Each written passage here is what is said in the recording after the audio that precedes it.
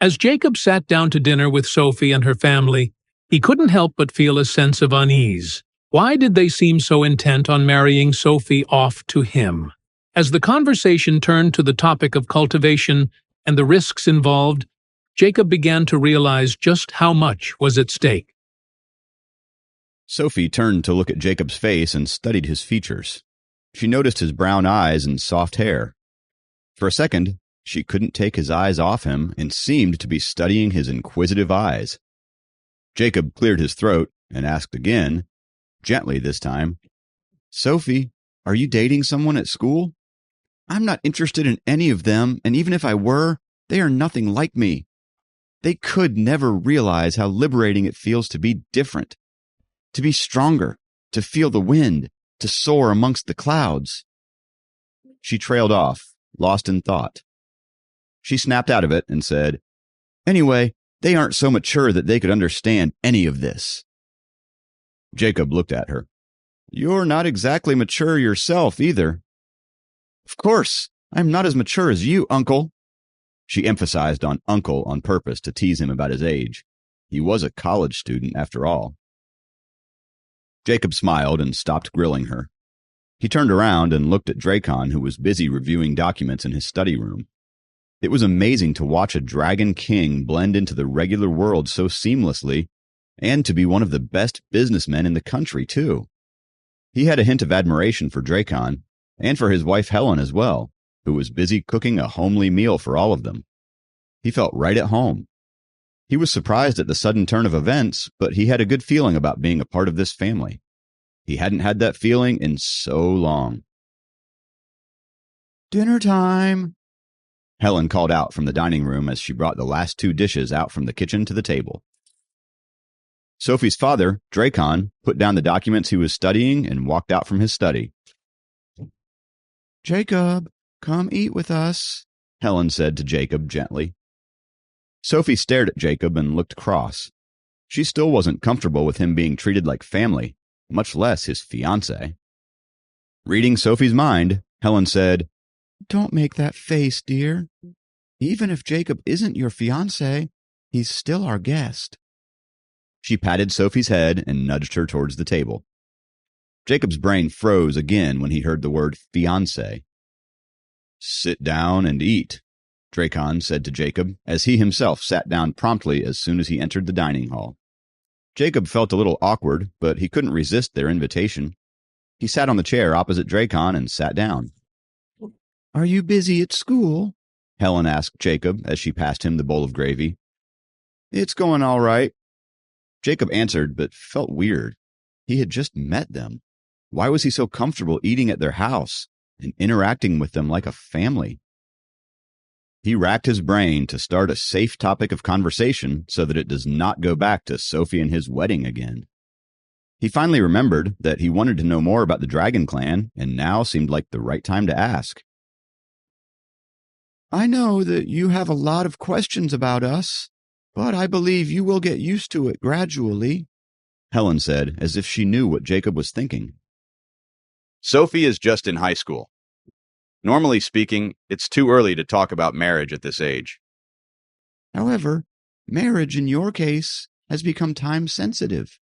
But it is not out of the ordinary to settle such matters in our circle at an early age. I must admit that Sophie's life is in your hands." Jacob was stunned. He began listening to Helen intently. "You swallowed Sophie's internal core. If we want, we could take it out by force from your body, but it will definitely cause you a severe injury. Sophie is a kind-hearted young lady, and she doesn't want you hurt at any cost, and nor do we. More importantly, she does not want you to bear the consequences because of her carelessness." Helen paused a bit here. Jacob couldn't resist looking at Sophie at this moment, and she met his gaze. "She may not be in love with me, she may not even know me all that well, but she has the makings of a good wife," thought Jacob. "So, we've decided to keep Sophie's internal core in your body and want you to start cultivating." Helen started speaking again. However, I must mention that this is not entirely safe either. If you can't reach a certain level in a certain amount of time, in other words, if your body can't suppress the overflowing energy of the internal core, the aftermath will be dangerous as well, she said. Jacob became nervous when the elegant and gentle Helen suddenly turned so serious. I don't mind telling you more, Dracon said abruptly. Actually, there won't be any negative effects for Sophie if we take it out of your body and return it to her. Yet, in order to have other elders believe in us, I asked Elder Liam to lie. He told them that Sophie wouldn't be able to adjust to the dragon core after it has stayed in your body. If it was left up to them, they would not have hesitated to take away your life for her. After hearing his words, Jacob felt like he was amongst countless dangers. He was half a step away from heaven just a few days ago. Dracon looked at Jacob. You have two options now. First, let us take out the core by force. This is a huge risk. Second, cultivate according to what we give you.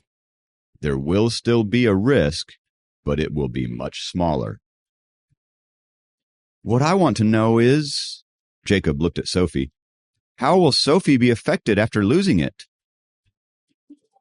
The way Jacob took Sophie's name, she felt a hint of endearment and concern in it.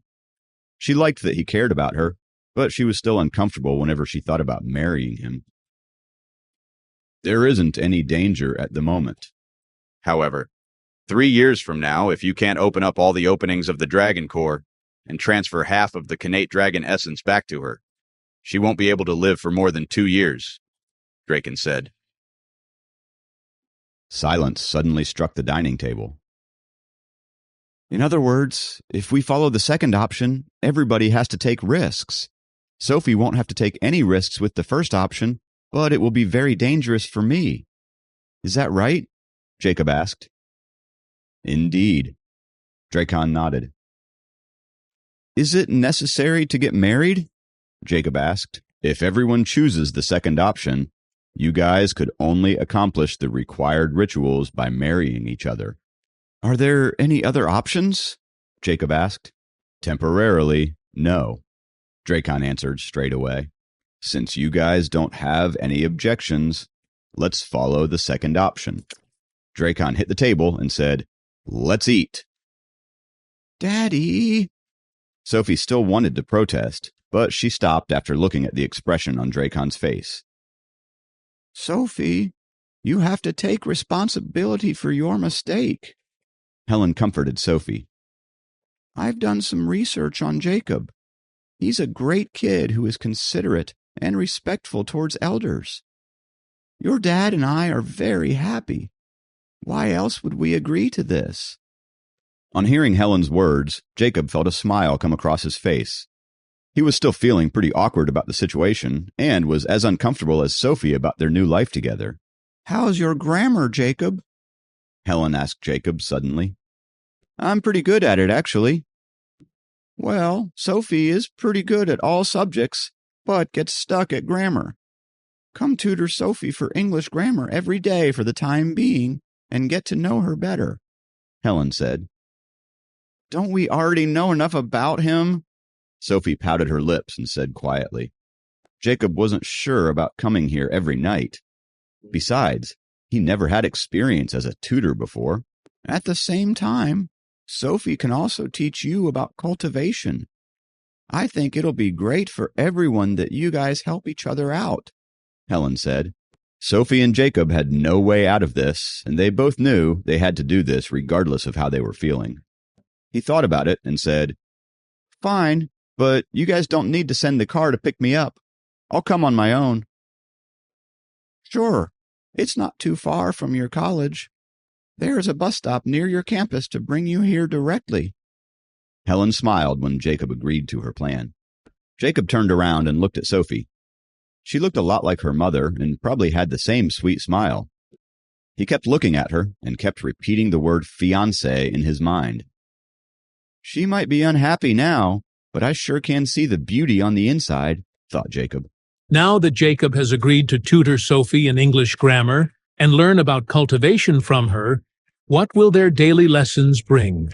Will they be able to put aside their initial reservations and work together to achieve their goals, or will their differences tear them apart? And what exactly does the future hold for this unlikely couple? Please subscribe to the Pocket FM YouTube channel and press the bell icon for instant notification. Check out our channel for more such exciting shows.